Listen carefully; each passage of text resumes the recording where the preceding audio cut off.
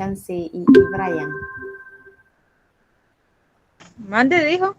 Que si habían tenido que si le habían dado al menos una lectura al documento que yo les puse. Sí, sí, sí. A ver ahora, sí. Eso es para que tengan una idea, porque yo siempre voy a hacer énfasis en lo más importante. ¿Verdad? Está bien. Muy bien, empezamos, ¿verdad? Vamos a ver lo que es el análisis volumétrico, ¿verdad? No, bueno, no, hoy no pensaba poner la cámara porque realmente creo que después vamos a pasar a ciertos ejercicios y ya me toca compartir la pizarra. Entonces, vamos con el análisis volumétrico y yo me imagino que cuando ustedes leyeron, encontraron ahí algunas cosas que a lo mejor ya hablaron con Eduardo en la clase de prácticas, ¿verdad? Lo primero que aparece es una reacción común y corriente química donde partimos de reactivos y llegar a productos. Lo único que ahora la muestra más importante, la que se analiza, ya no le llamamos muestra, sino que le llamamos analita.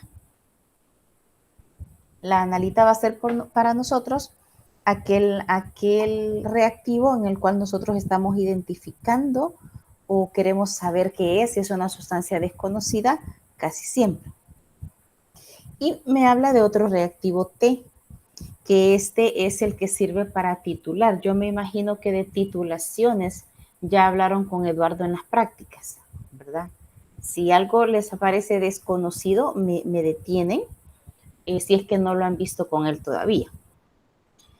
Entonces, esta sustancia que me va a permitir a mí identificar al analito, ese siempre, casi siempre es una solución. Ya vamos a ver más adelante cuáles son las condiciones de ese reactivo para poder servir e identificar sustancias.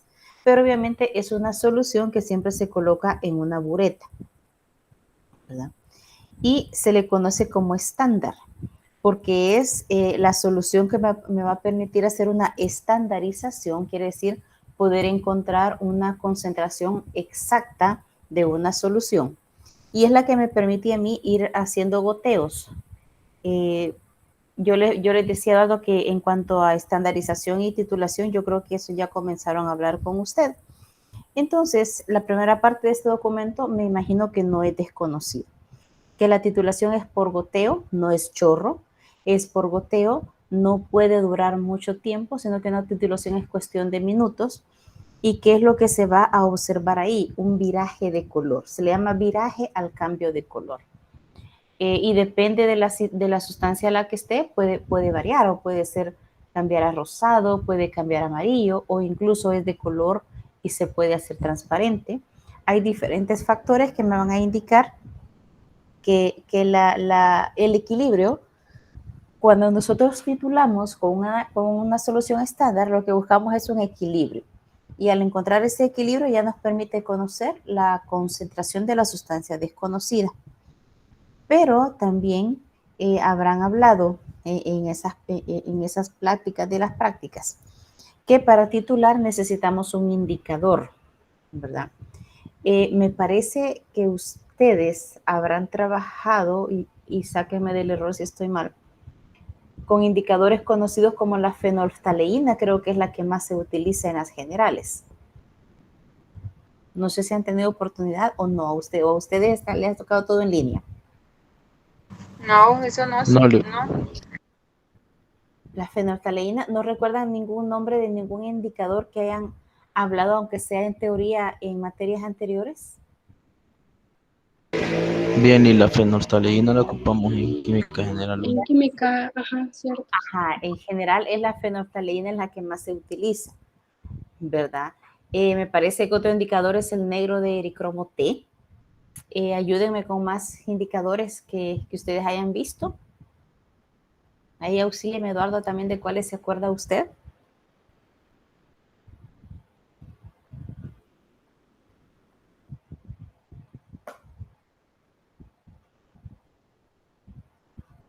Bien, parece que hay un poco de amnesia, no nos acordamos. Pero igual, ese indicador lo que hace es que permite ese viraje de color. Y al dar ese viraje de color, termina y es el final de la titulación, y de ahí solo vienen el proceso de hacer cálculos matemáticos, llamémosle así, para poder determinar qué es lo que queremos. ¿Qué tipo de reacciones se usan en las titulaciones? Aquí el documento les habla de 4 tipos específicamente. Me habla de reacciones ácido-base, y existen un gran número de ácidos y bases que pueden ser utilizados para la titulación. Pero los más comunes, los electrolitos fuertes más comunes son el hidróxido de sodio y el ácido clorhídrico. De hecho, cuando se trabaja en analítica 2 y uno está presencial, en la primera práctica lo que se hace es que se preparan estas soluciones de ácido clorhídrico e hidróxido de sodio y se guardan en un bote blanco plástico, que ese bote cada uno de ustedes lo lleva y lo mantiene guardado en su compartimiento, porque es el que se utiliza en las siguientes prácticas. Ya no van a preparar más porque ya lo han preparado. El otro grupo que le presenta ahí, que pueden ser titulantes, son las reacciones redox. Y de los más utilizados es el hierro más 2, ¿verdad? Porque el hierro, pues obviamente él se oxida y me permite identificar. El otro oxidante utilizado es el pergamanato de potasio, que yo sé que ya lo han escuchado mencionar ustedes. Entonces, los 2 ejemplos que podemos mencionar de reacciones redox como titulante es el hierro, una solución que contenga hierro más 2 y el permanganato de potasio. El tercer ejemplo o grupo que le menciona son reacciones de precipitación. El más común, el más que se utiliza es el catión plata. Y creo que de eso sí se recuerdan ustedes que cuando hablaban de las prácticas en la analítica 1, lo que generalmente surgía al identificar un determinado catión es un precipitado, es decir, un sólido, ¿verdad? Que recordará que si la plata tiene algo que ver por ahí o la plata aparecía por ahí, ¿qué color recuerdan que tenía la plata?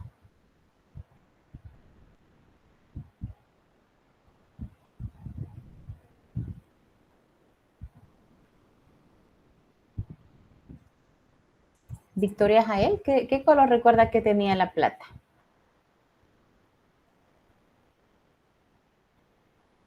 No sé si me recuerdo que era un color amarillo. Color amarillo. Veamos, Débora. ¿Estará en lo correcto Victoria o no?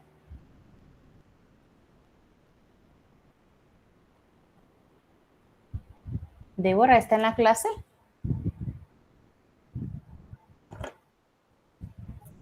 Sinceramente no recuerdo. No se recuerda. Vamos a agarrar a quemarropa a nuestro instructor. ¿Qué color era, Eduardo?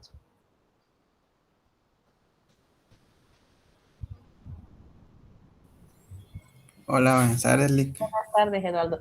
Perdón que lo estoy fusilando con una pregunta. Pero ¿qué color recuerda usted que era precipitado de plata? No me acuerdo, no me recuerdo bien, pero creo que era un color plateado así Exacto. ¿cómo se llama? Sí. En todo Bueno, en sí alrededor. es un gris color brillante. Cabal, así, Un a gris todo color alrededor brillante, exacto, un gris color brillante, y que en algún momento a veces se podría decir que era blanco, por Sí, lo sí. brillante que era, ¿verdad? Entonces, por ahí andaba. Entonces, la plata, cuando la plata la estamos utilizando para identificar algo, siempre me va a dar un precipitado del color que ustedes acaban de mencionar, ¿verdad? Por eso es importante, cada elemento, cada catión tiene un color característico, algunos se parecen, otros no, pero ya me da una idea de qué es lo que yo puedo estar identificando ahí, qué es lo que puede estar presente en lo que estoy identificando. Y el cuarto grupo son las reacciones de formación de complejos.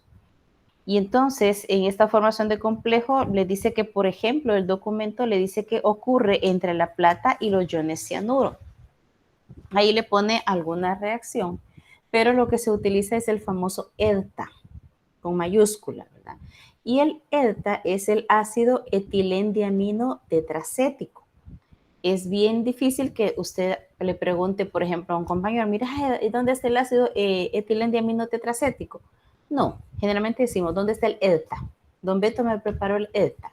¿Por qué? Para no andar diciendo todas esas palabras. Entonces ya complejo, recuerde que complejo es cuando aquel compuesto que en su fórmula química generalmente yo utilizo paréntesis, porque ya no estoy uniendo solo 2 o 3 elementos, sino que estoy uniendo más. Y por eso se le llama complejo, porque son más grandes.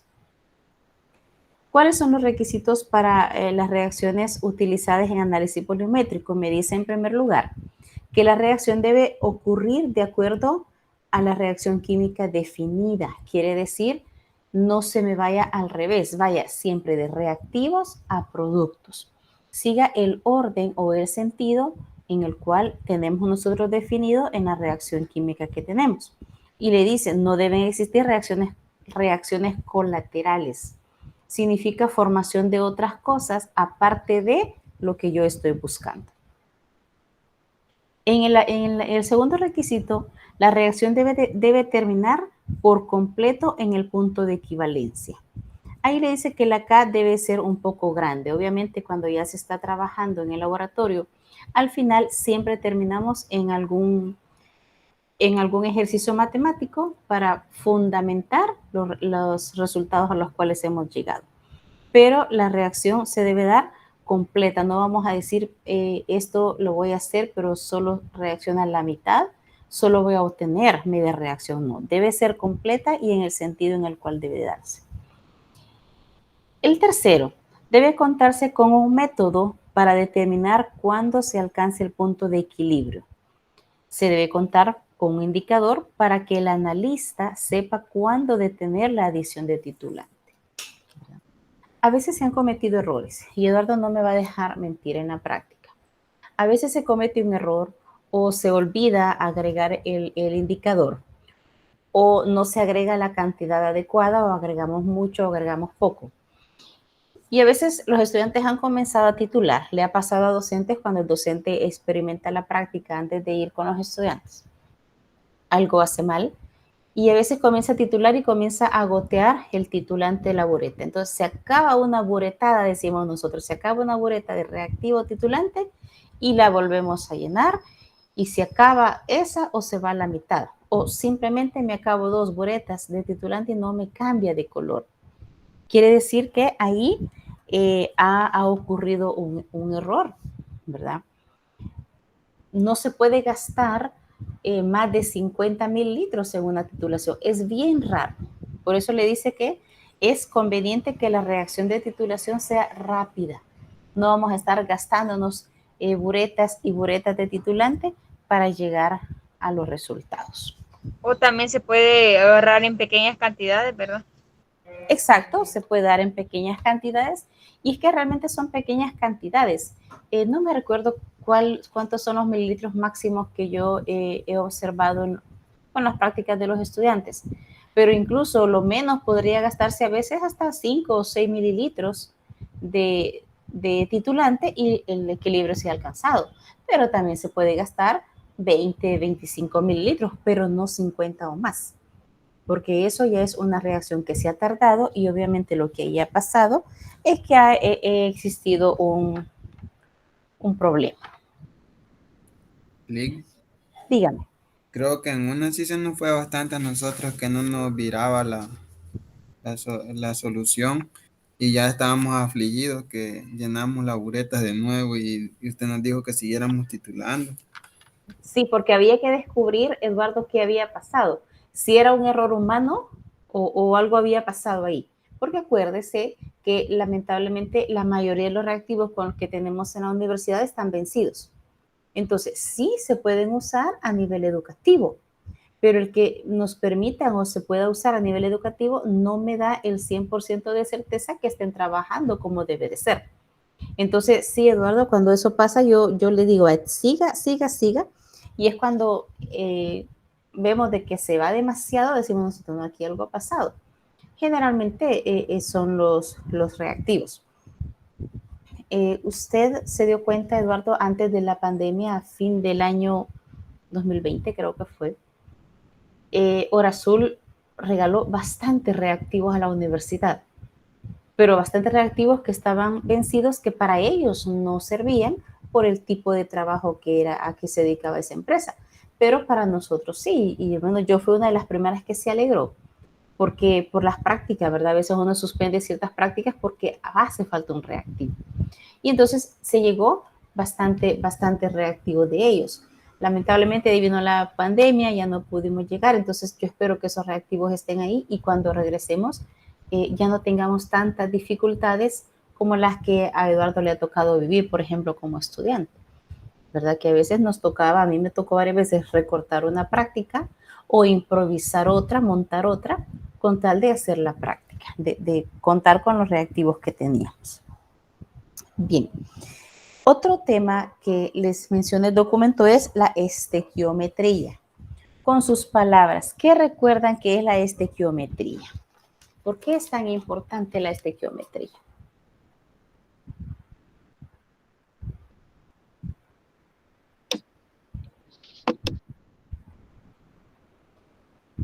Alguien liberó su micrófono. ¿Quién quiere hablar?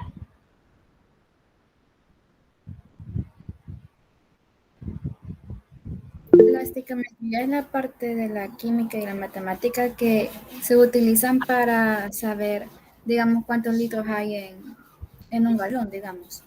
Eso es lo que es la estequiometría. Ajá, cuando usted me lo está mencionando es, y así con el ejemplo que me dio, es como para saber la concentración de una solución, ¿sí? Y tiene que ver con eso. Me dice, escribe Tania, es la parte matemática de la química, claro que sí. Pero también usted recordará que usted vio como el tema es estequiometría, el balanceo de reacciones químicas, que ya una reacción se representa como una ecuación, pero al final viene siendo lo mismo. Y a lo mejor, yo no sé si usted solo aprendió el método tanteo, o vio el algebraico, o vio el método de oxidación-reducción. Pero ¿qué es lo que buscaba? Que la misma cantidad de un elemento que está en los reactivos, esa misma cantidad le apareciera en los productos. Y entonces la estequiometría me permite a mí darle como, es como echar a andar, por decirlo así, o demostrar que la materia no se crea ni se destruye, sino que únicamente se transforma. Y como ustedes lo dijeron, en la estequiometría está relacionado con varios datos. Uno de ellos es el peso fórmula o el peso molecular gramo, ¿verdad? Que usted ya se recuerda y ya sabe sacar el peso molecular gramo. Y los pesos equivalentes, ¿verdad? Que los pesos equivalentes depende de con qué tipo de reacción se esté trabajando, así se utilizan. En cuanto a pesos equivalentes, le menciona, por ejemplo, las reacciones ácido-base, donde el peso equivalente se relaciona con el número de hidrógenos o el número de OHs reemplazables. Se recuerda que cuando usted sacaba el peso, el número, quiero ver, el peso, la normalidad es peso equivalente gramo, ¿verdad? Y el número equivalente gramo es el peso molecular entre el número de hidrógenos reemplazables o si es una base entre el número de OHs reemplazables. Por ejemplo, si yo estuviera trabajando con el ácido sulfúrico, ¿cuántos hidrógenos reemplazables tiene? ¿Se recuerdan de su fórmula para que me puedan decir cuántos hidrógenos reemplazables tiene?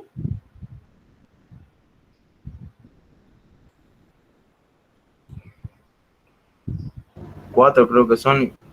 4, dice Virgilio. ¿Quién le quiere ayudar a Virgilio? ¿Se acuerdan de la fórmula del ácido sulfúrico? ¿Alguien se acuerda? Creo que son 2.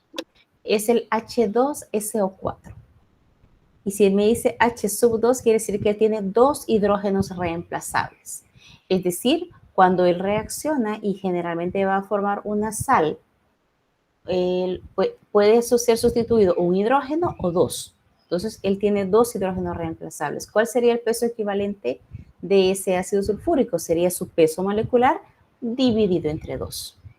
Si estuviéramos hablando, por ejemplo, del hidróxido de calcio, ¿cuántos OHs reemplazables tiene esa fórmula? ¿Alguien se recuerda?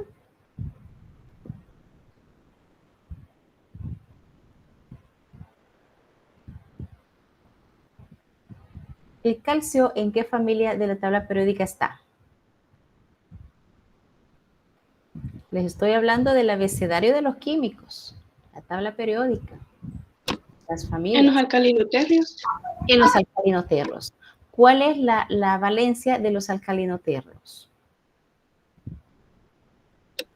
2. 2. 2, porque ellos están en la familia 2A. Y si les estoy hablando del calcio, el calcio es un alcalinoterro. Por lo tanto, si les hablo del hidróxido de calcio, sería Ca, paréntesis, OH sub 2. Por lo tanto, el hidróxido de calcio tiene 2 OHs reemplazables. Así encontraríamos su peso equivalente gramo. Aquí ahorita estoy desempolvando conocimientos porque en lo que vamos a ver vamos a hacer un repaso rápido en las concentraciones. Ya vamos a llegar a eso, como la molaridad, normalidad, formalidad. El otro ejemplo de los pesos equivalentes me habla de las reacciones redox. El peso equivalente gramo es el peso en gramos de la sustancia que se requiere para reaccionar con un mol de electrones. Se recordará usted que en las reacciones redox, cuando nosotros las utilizamos y trabajamos con ellas al final de la analítica 1, cuando estábamos trabajando con las pilas galvánicas. Se recuerda que yo les ponía una reacción del ánodo, la reacción del cátodo, y ahí les aparecía, depende de lo que estuviéramos trabajando, más un electrón, más 2 electrones. ¿Se recuerdan? Entonces, en las reacciones redox, ¿se recordaron o no se recordaron? Sí, licenciada. Vale, entonces yo sé que sí, porque, ojo, aquí cuando hago estas preguntas, créanme que me da un poco de risa, porque cuando uno hace preguntas de cosas que vieron en materias anteriores, generalmente la respuesta del estudiante es, no, eso no lo vimos, eso no me lo enseñaron. Pero cuando yo doy la 1 y voy a la 2, me encanta hacer ese tipo de preguntas porque sé que lo hemos visto. Bien, entonces, en esas reacciones, a veces depende de los compuestos que se fueran, me aparecía más un electrón, más 2 electrones o más 3 electrones. Entonces, depende de ese compuesto, va a ser igual su peso fórmula entre el número de electrones que están en juego en esa reacción. De hecho, en las fórmulas que utilizábamos para los potenciales de las celdas galvánicas, nos basábamos mucho en los electrones que estaban jugando por ahí. Y el número 3, las reacciones de precipitación o formación de complejos, donde el peso equivalente gramo es el peso de la sustancia que se requiere para reaccionar con un mol de un catión. Y depende de cómo es el catión. Si el catión es monovalente, se divide entre 1. Si es divalente, se divide entre 2. Y si él tiene valencia 3, se divide entre 3. Entonces, eso es lo que dan los pesos fórmula o los pesos equivalentes. Me parece que al final de ese documento hay un ejercicio. Entonces, no sé si ese ejercicio solo lo vieron o solo o simplemente no se vio. Ustedes me dicen.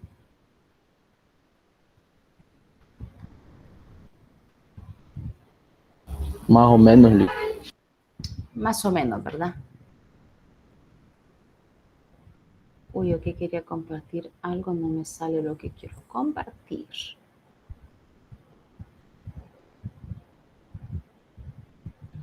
Ahí está ya.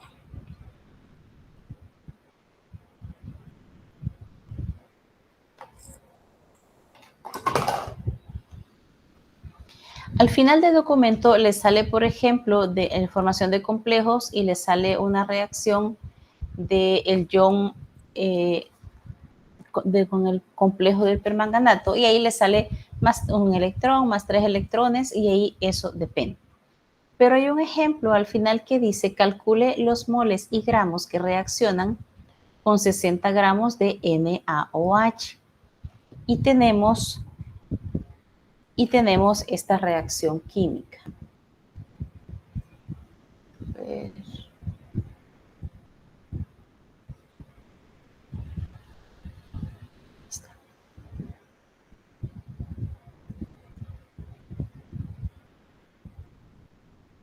Cuando empiezo con este lapicito me cuesta acostumbrarme a encontrarle cuál es el ángulo para agarrarlo.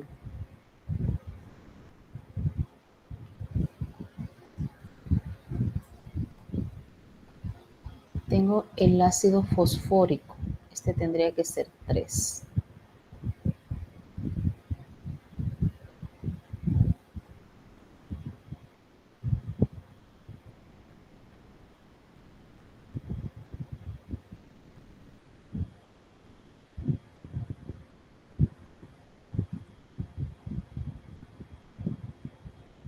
Fíjese que ya estoy escribiendo, porque el documento me lo presenta así, la fórmula ya balanceada, porque estos coeficientes son parte de la estequiometría, que es la que me permite saber que esa ley de Lavoisier se está cumpliendo.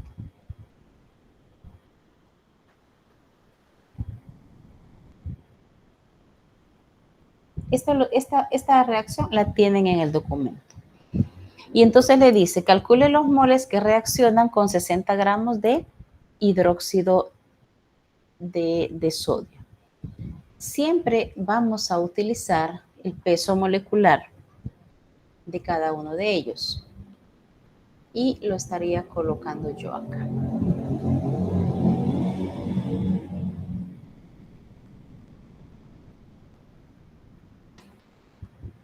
Y le indica más o menos 2 métodos mediante los cuales se puede encontrar el peso equivalente de cada uno de ellos.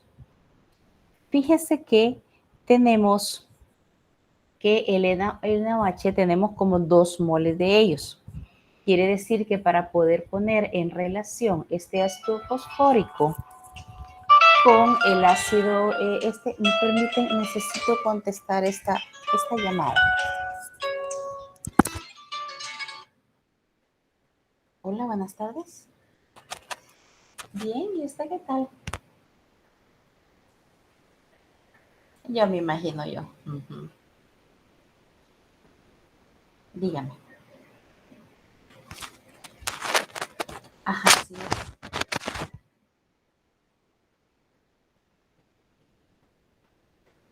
Ajá. Ah, va. Sí, así es. Uh-huh.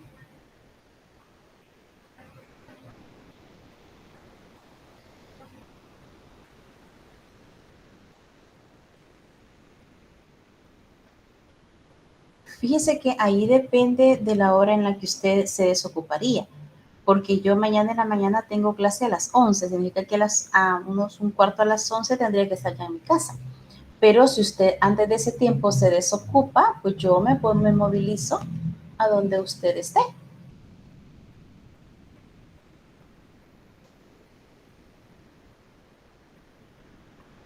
Ajá.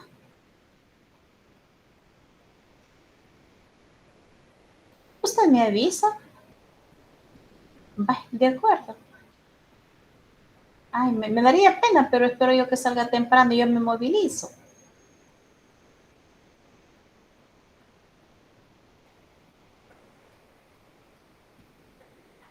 Va, de acuerdo. Y si no, a menos en 2 minutos yo pido que me esperen y le atiendo, ¿verdad? Igual que ahorita le dije, permítame, voy a atender una llamada. No se preocupe, no se preocupe. ¿Verdad? Estamos a la orden y le agradezco bastante. Va, de acuerdo, Marcela, muchas gracias. Oye, feliz tarde, cuídese. Adiós. Bien, perdón, ya volví. No sé si en lo que yo me distraje ahorita, ustedes buscaron el documento y tienen el documento por ahí. No. Sí, aquí lo tengo. Entonces se fijan de que ahí les pone, por ejemplo, que tenemos 2, que son los moles multiplicado por lo del ácido fosfórico. ya estaría balanceado con los moles de la base.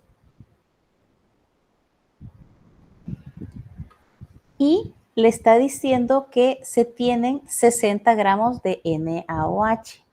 Y usted ve que en el documento a la par le sale 60 gramos entre los Lick, una 40. pregunta. Dígame. Los 40 gramos mol serían de la sustancia de fósforo. Exacto, esto le iba a explicar ahorita. Porque si me dice que 60 gramos es del hidróxido de sodio, para completar a 100, porque estaríamos pensando en que tenemos el 100%, son 60 del otro ácido, del otro compuesto, ¿sí? ¿Le aclaré su duda? Sí, Lick, gracias. Imagínense que en vez de 60, por ejemplo, me hubiera dado otra cantidad, le hubiera dado, ¿qué? 35, por decir algo, ¿verdad? Entonces, del otro compuesto, usted tendría que decir que son 65, porque siempre se va a jugar con una muestra o pensando en el 100% o los 100 gramos. Cuando usted ve esa división, yo sé que usted ahí sí estamos claros que le da 1.5 moles. Lo que le está indicando ahí es que, como es 0.5 moles, y aquí, acuérdese, tengo este 2 que está multiplicando por esto, este 2 lo pasamos a dividir. Y cuando divide esto, de ahí es donde le sale ese 0.750 que usted ve. Lo estoy resolviendo aquí porque lo que estoy haciendo es explicándole qué es lo que hicieron para llegar a estos números, porque a veces los libros tienen la peculiaridad que no explican, ¿verdad? Entonces, ¿por qué dividió entre 2? ¿De dónde salió este 2? Ese 2 es justo este que está aquí, que estoy multiplicando con ese ácido. Y cuando este 0.750, y eso ya está ahí resuelto también, lo multiplicamos por el peso molecular del ácido fosfórico, ya le da que ahí me da 73.5 gramos. Esos son los gramos que están en juego ahí, ¿verdad? Y otra forma de hacerlo, le está diciendo que son los 1.50 equivalentes, lo multiplica por el peso equivalente por el peso molecular del ácido fosfórico dividido entre 2, ¿verdad? Entonces serían las dos formas.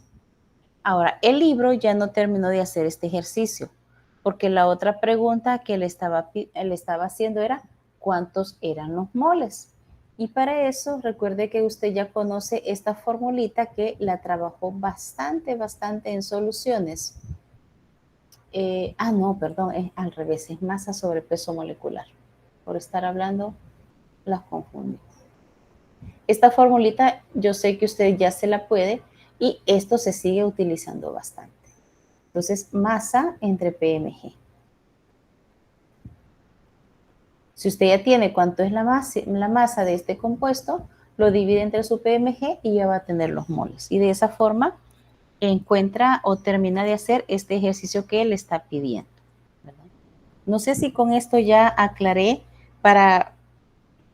y ahí tiene que ser para los que vieron el problema, para que cuando lo analizaron ya les quede más claro cómo es que llegaron a esos datos. Entonces, no sé si he dejado dudas. Lick, o sea que ahí siempre vamos a juntar el 100%. Siempre Por ejemplo, en el 60 y el 40 gramos siempre hay que juntar el 100.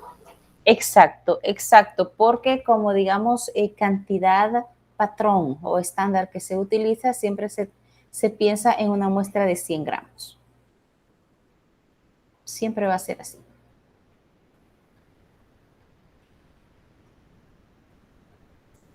¿Puedo borrar esto o alguien necesita copiarlo?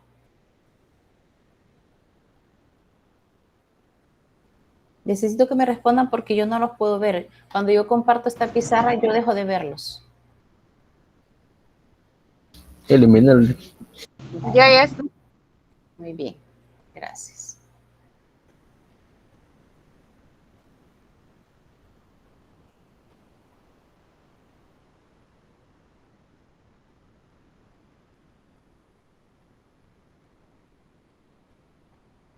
Vamos entonces a trabajar en recordar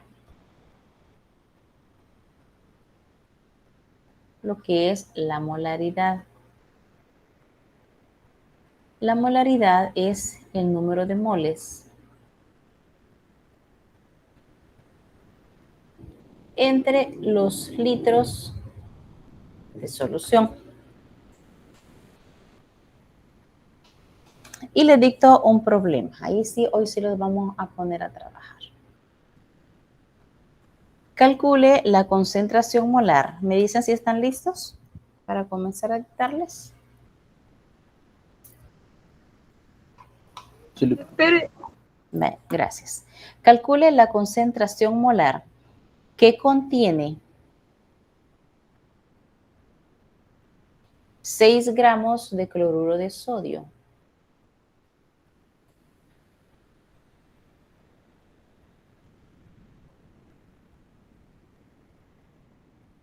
en 200 mililitros de solución. En 200 mililitros de solución. ¿qué tiene? Dijo.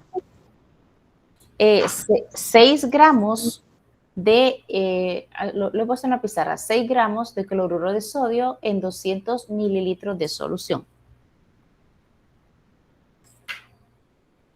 Entonces, resuelvan eso, por favor, y el primero que llegue a una respuesta me la dice.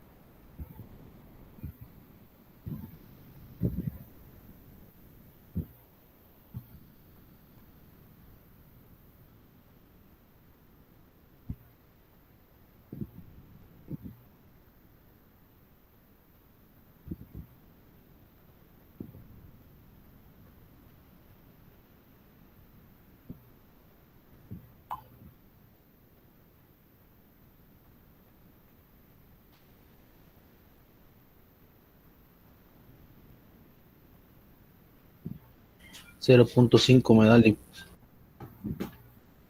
0.5. Voy a apuntar y vamos a ver unos dos más que han llegado a eso. Solo un decimal le dio. No me da bastantes, Uno, dos más, regáleme. pero lo voy a volver a hacer y lo envío. Lo de tener en la memoria de la que le queda a la calculadora. 0.513. 513.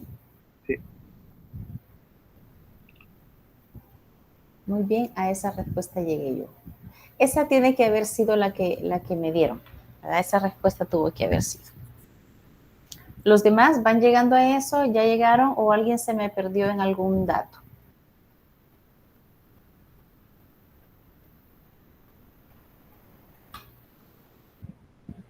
A esa, licenciada.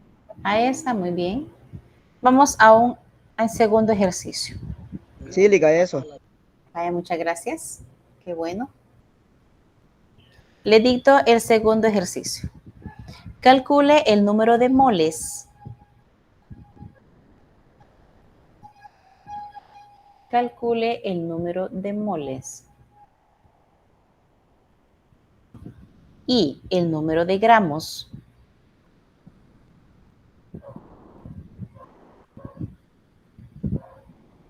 de permanganato de potasio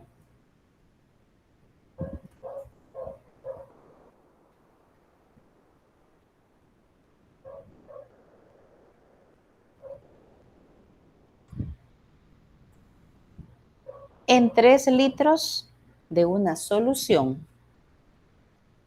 En 3 litros de una solución. 0.25 molar. Calcule el número de moles y el número de gramos de permanganato de potasio en 3 litros de una solución 0.25 molar.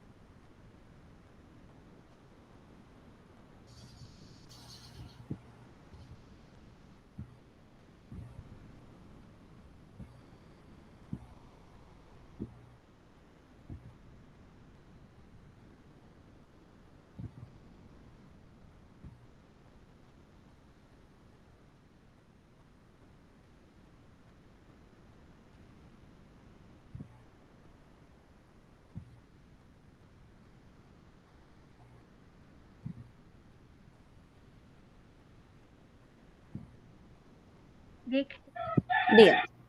el número de los moles me dio 0.8333. 0.8343 me dice. 33. ¿Así? Ujú. Sí. Vale. ¿Y en la masa? La masa me dio 5.27. Vamos a ver si alguien más llega a eso.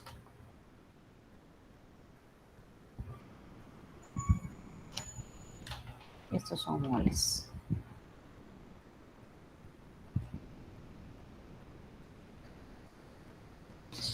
¿Cuál es el peso molecular que le dio del permanganato?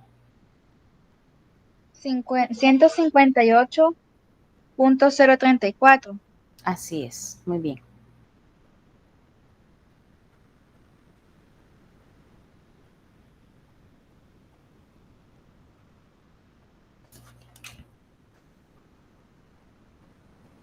Los moles los encontraron despejando porque como tienen la molaridad que es 0.25 es igual al número de moles entre los litros.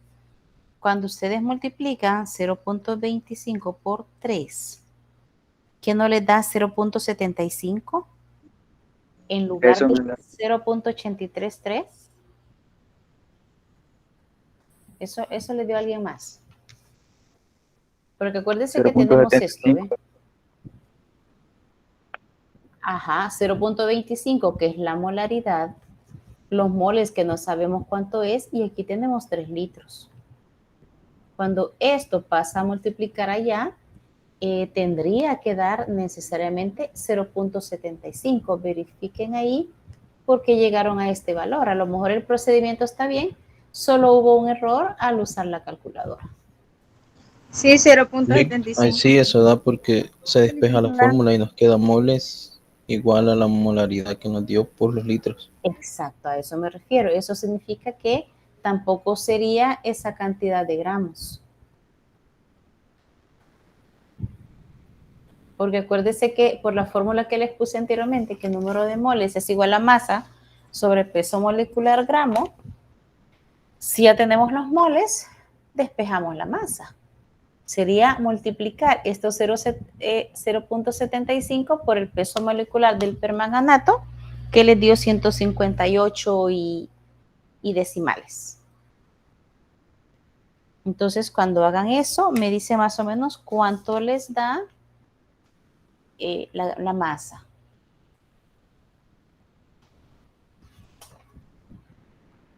4.118. No va.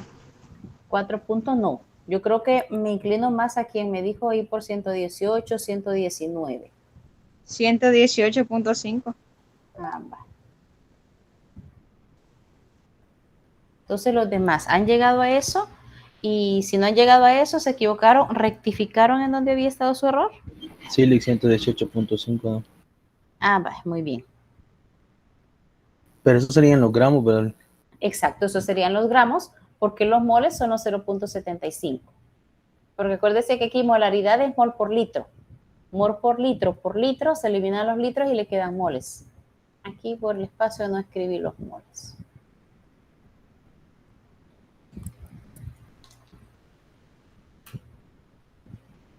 Puedo borrar, creo que este no lo están copiando, ¿verdad? Porque lo están haciendo en su cuaderno. Sí, ya, licenciada. Vale.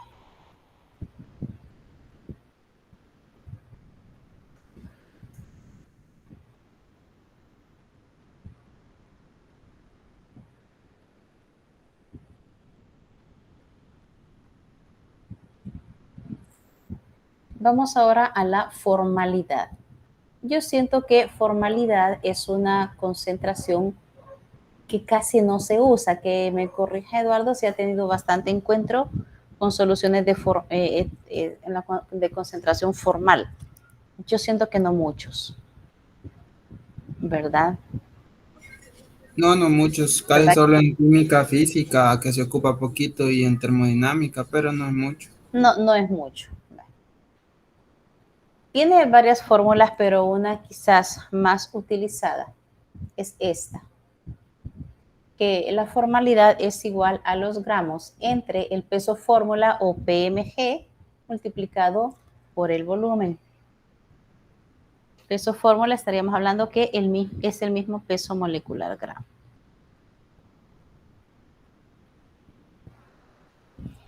Y hay una relación entre molaridad y formalidad. Molaridad es igual a la formalidad multiplicado por algún porcentaje de disociación.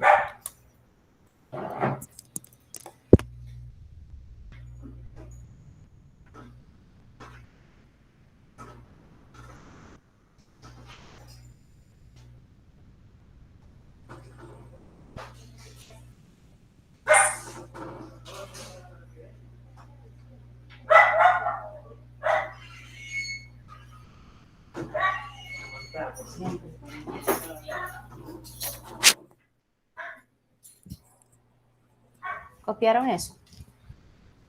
Sí, licenciada. Vale, le dicto un problema. Una muestra de ácido dicloroacético. Una muestra de ácido dicloroacético.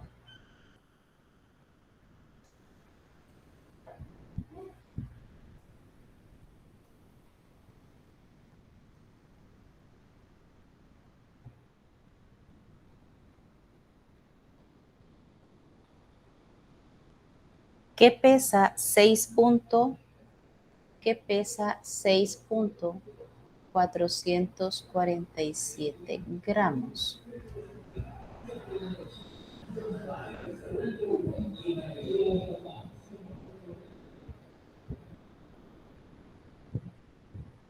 Se disuelve y se afora. Se disuelve y se afora a 500 mililitros.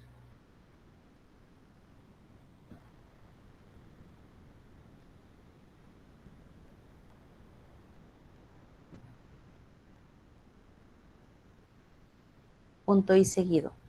A esta concentración,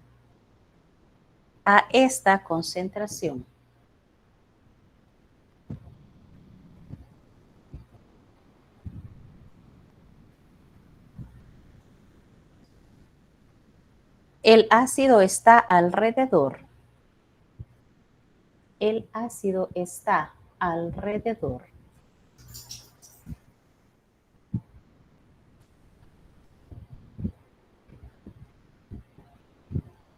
del 45%. Del 45%.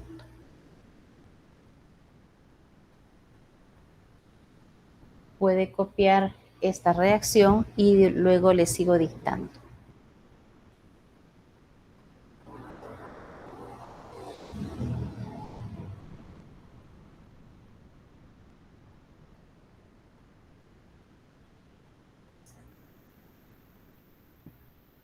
Ya. Va, gracias. Punto y aparte. Calcular la formalidad.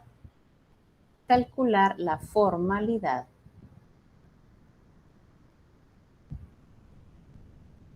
del ácido dicloroacético. Calcular la formalidad del ácido dicloroacético.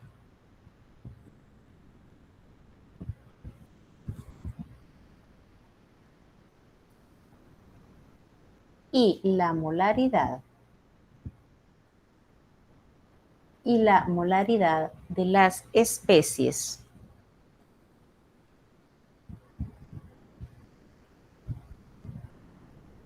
las estoy escribiendo acá.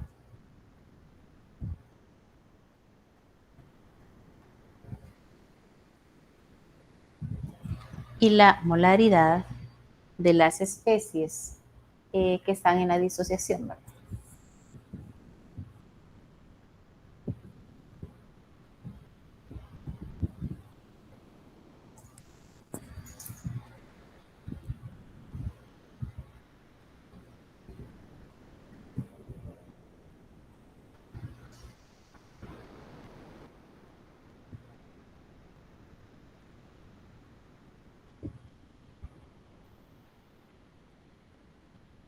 Lo primero que vamos a encontrar es la formalidad, haciendo uso de esta ecuación que les he puesto acá.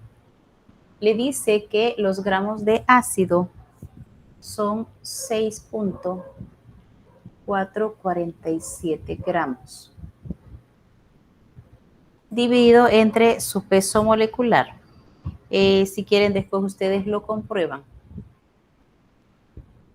Yo tengo que es 128.98 gramos mol. Y eso lo multiplico por el volumen, que le dice 500 mililitros. Pero aquí el volumen se utiliza en litros, sería 0.5 litros.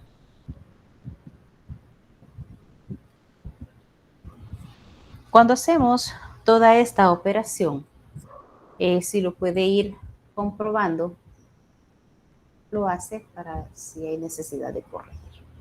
Me da que tengo una formalidad de 0.10.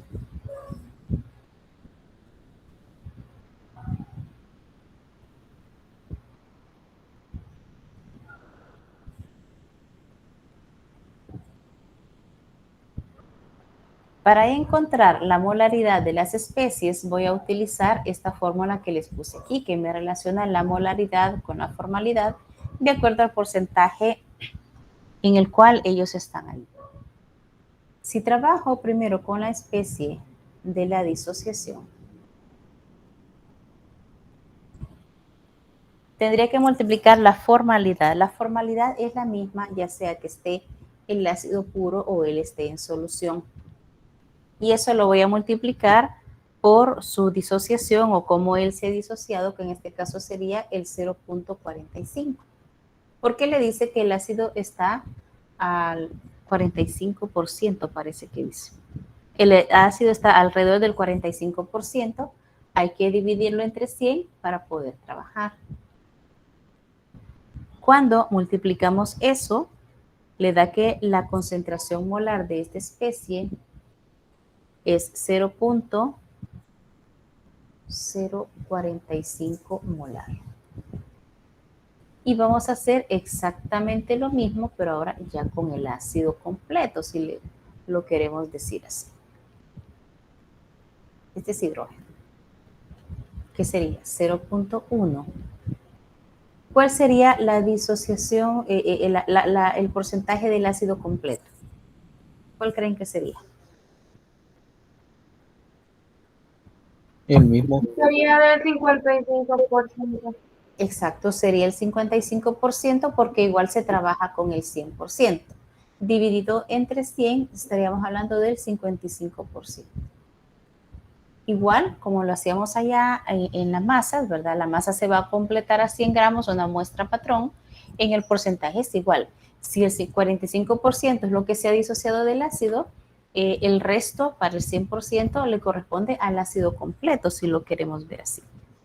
De esa forma me quedaría 0.055.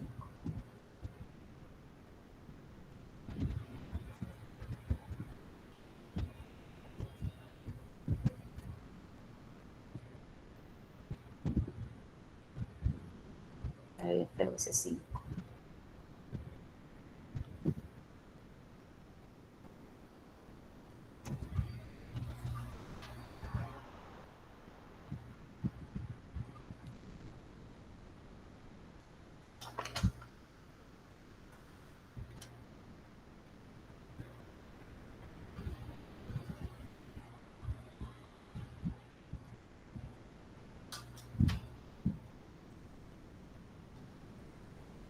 ¿Cómo estamos hasta ahorita?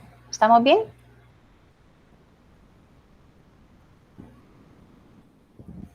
Sí, Lick, se entiende.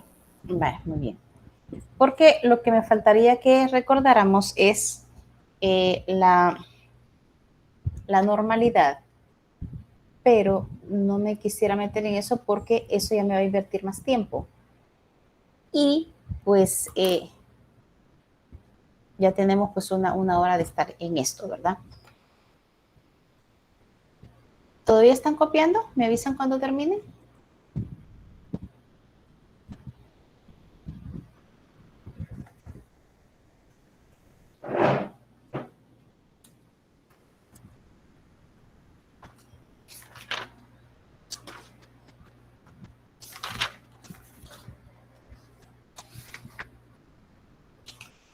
Yo, licenciada. ¿Ya? ¿Para todos puedo dejar de compartir? Sí, Lick.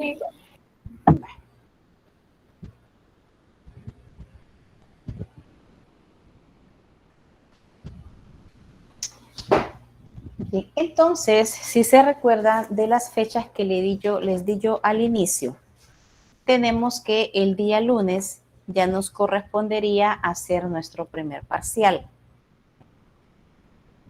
Entonces, el parcial vendría desde lo primero que hemos visto y pienso cortarlo. Quiero ver.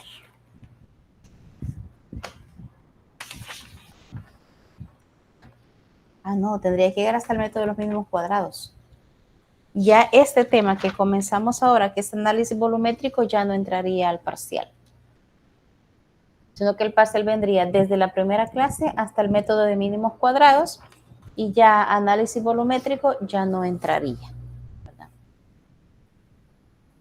El parcial, bueno, para hacer el parcial, la universidad menos el máster a nosotros no nos ha dado ningún lineamiento de cómo hacerlo, pero yo acostumbro, como ya lo hicimos en la analítica 1, que yo se los dejaba colgados cierto tiempo, ¿verdad? Ese día no tendríamos clase porque el horario de clase podría ser que esté inmerso dentro del horario en el que usted podría hacer el espacio para hacer su parcial. Entonces, el día lunes es el parcial. ¿A qué horas quieren que se les abra el parcial? ¿Qué hora les es más factible?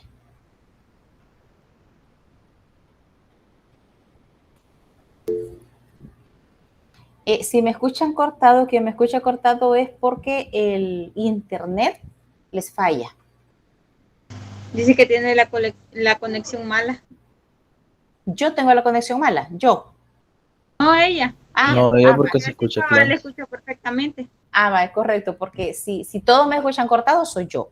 Pero si solo es una persona, es la persona a la que le falla. Sí, ¿verdad? porque sí le escucho muy bien.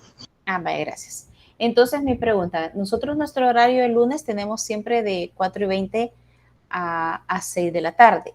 Yo les he dicho que siempre creo que en una hora yo avanzo y doy lo que tengo que dar, porque si estuviese presencial, les hubiera dado esto mismo en las 2 horas, solo que les llevo más ejercicios para entretenerlos ahí trabajando. Entonces, allá yo tengo que tenerlos ahí sentados. Aquí creo que no es necesario que yo los tenga aquí presos tanto tiempo.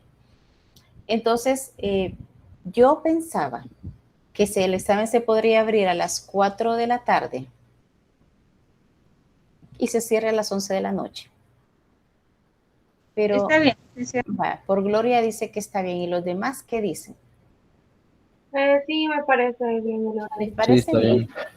Vale.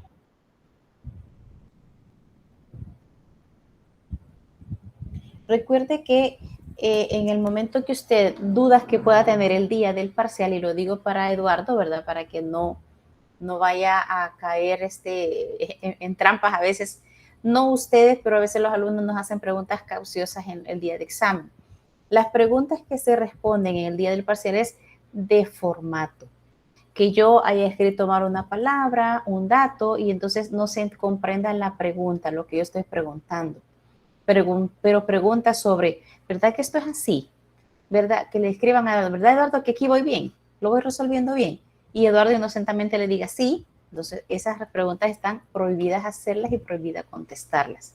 Las preguntas son de fondo. Que la redacción esté mala porque puede pasar. O que yo escriba un punto donde no debe de ir y entonces ya da una respuesta ilógica, ¿verdad? Entonces, esas son las preguntas en las cuales estaríamos, Eduardo, yo sé que le preguntan más que a mí, estaríamos dispuestos a estar contestando el día del parcial. De lo contrario, ahí van solitos. Más que acuérdese, usted tiene ahí el internet, tiene ahí el cuaderno, los documentos, usted tiene todo. Es como que está haciendo su parcial con libro abierto, pero no el estilo de parciales que hace un licenciado por ahí, ¿verdad? En la universidad. Eso es porque la virtualización nos permite hacerlo así, ¿verdad? Entonces, no hay dudas, estamos claros que el 20 tenemos el parcial de 4 a 11 de la noche y de dónde a dónde va a llegar, ¿sí? Sí, está claro. Está bien, licenciada. De acuerdo. Entonces, llegaríamos hasta acá. Les agradezco pues el que estén por ahí siempre pendientes, puntuales, ¿verdad? Que no falten. Yo sé que este grupo son más. Lamentablemente solo hay 8 personas, ¿verdad? No he podido agarrar el colector de ustedes porque hay problemas que sean académicas, no me los han puesto, pero una vez yo tenga el listado voy a ver quiénes son los que realmente no están asistiendo, porque eso afecta en el aprendizaje.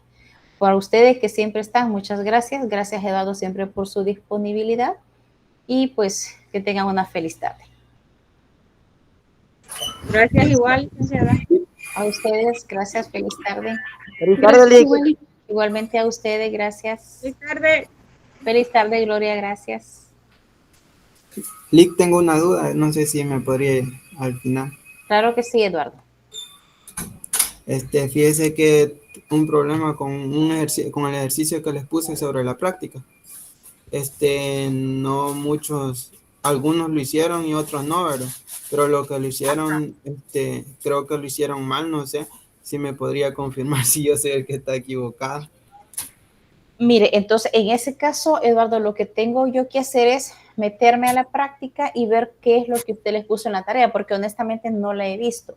Porque aquí la tengo yo, Ajá, porque yo no me he metido a ver nada de calificar, porque como incluso hoy estoy hablando con el máster, que analítica no me sale ahí para poder imprimir el número de estudiantes que son, entonces eso me está problemando en calificar. Ok. Yo les puse estos datos, ¿verdad? Ajá. No sé si logra ver. Y entonces, sí, lo veo bien. Estos datos, y en la práctica solo nos da esta fórmula. Uh-huh. Entonces ellos lo que hicieron nada más fue sustituir nada más la pérdida de peso de la muestra, esto sobre esto, y les da un valor de 98% de humedad en la muestra. Y creo que no tendría que dar un valor así de alto, porque nosotros lo que hicimos, o bueno, lo que hice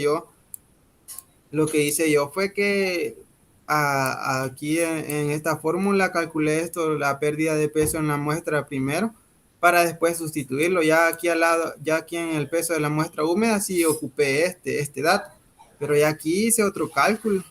En la pérdida tiene que ser la resta. Sí, cabal, la resta hice. Ajá, exacto. En esa tiene que ser la resta. Ajá. No tiene que dar un valor muy alto, porque sería ilógico que de 100 gramos sea 98% de... Así es, no, a menos que fuera carne, ¿verdad? Sí. Pero ahí se trabaja con muestra, usted se recordará que ahí se trabaja generalmente con leche en polvo. Y el porcentaje de leche en polvo anda por los 3%. Sí, entonces yo, como en la práctica no daba esta fórmula, no que yo la tenía que investigar, ¿verdad? Pero estaba fácil, accesible, ¿verdad? Obviamente la pérdida era la resta, no era el dato que obtuvieron, el peso final. Hubieron nada más como 2 niñas que me preguntaron y les dije que tenían que hacer otro cálculo en la parte esta de la fórmula de la pérdida de peso en la muestra. Les dije que tenían que hacer un cálculo, ¿verdad? Ahí, pero igual quizás no le hallaron y lo mismo hicieron, solo sustituyeron. Me extraña, fíjese, porque son estudiantes que se rebuscan, ¿verdad? Para solventar eso. Me extraña, creo que como que han caído a lo mejor estas personas en las que usted ha identificado en una comunidad